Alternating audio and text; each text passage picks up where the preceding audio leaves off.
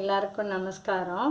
நான் வைகாசி உற்சவத்துக்கு 2 கோவில் போயிட்டு வந்தேன்.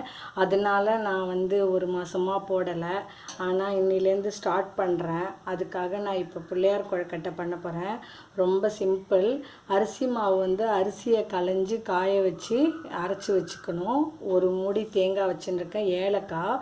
இந்த எவ்வளோ அரிசி மாவு எடுக்கிறோமோ அதால் 2 கப்பு ஜலத்தில் 1 கப்பு வெல்லம் போட்டு கரைச்சி வடிகட்டி வச்சுருக்கேன். இப்போ இது கொதிக்கட்டும். இது நான் அடுப்பில் வைக்கிறேன். வெல்லம் தண்ணி கொதிக்கும் போது 1 ஸ்பூன்னு எண்ணெயை விட்டுக்கணும். அப்போ தான் அது ஒட்டாமல் வரும். ரொம்ப சிம்பிளான கொழுக்கட்டை.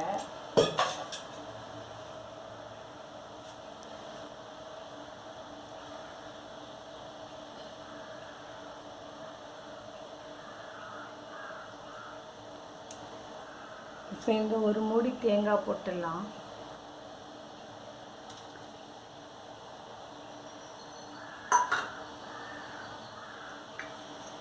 கொஞ்சம் ஏலக்காய் போட்டுடலாம்.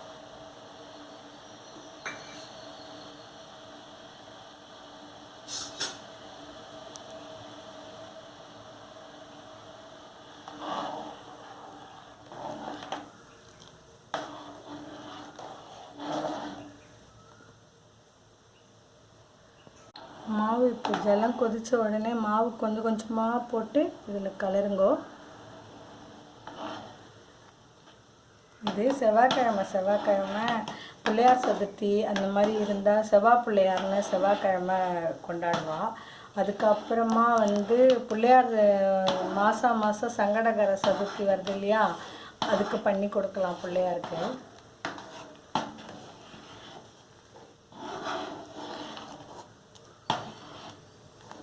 இந்த மாவை எல்லாத்தையும் கொட்டி 1 கப்புக்கு 2 கப்பு தண்ணி வைக்கணும்.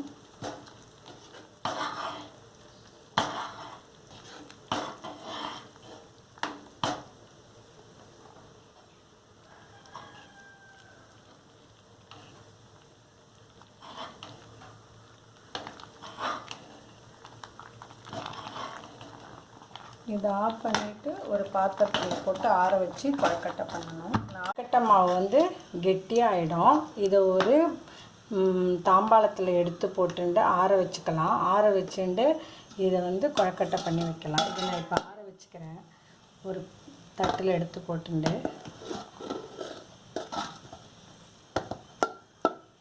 மாதிரி கொழுக்கட்டை தட்டு. இது இடியாப்ப தட்டு. இது வேணும், எது இடியாப்பத்தையும் இதில் இப்படியே குத்திக்கலாம். அப்படி இல்லாட்டின்னா இதுலேயே கொழுக்கட்டை பிடிச்சி வச்சிடலாம். ஆனாலும் நான் கொஞ்சோண்டு ஒரே ஒரு இலை போட்டுக்கிறேன், நல்லதுங்கிறதுக்காக. இதுக்கு துணியோ எதுவும் போட வேண்டாம். பருப்பு உருண்டை எல்லாமே இதுலேயே வேக வச்சிடலாம்.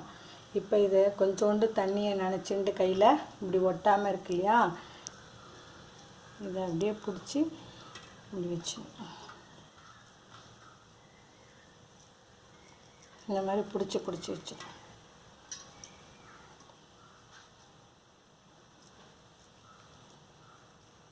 பிள்ளையாருக்கு ரொம்ப விசேஷம். இது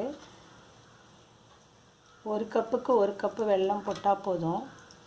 ஒரு 2 நிமிஷம் வெந்தால் போதும். நான் உற்சவத்துக்கு போனேன். கார்த்தாலையும் பெருமாள் பல்லக்கில் வாசலில் வருவார்.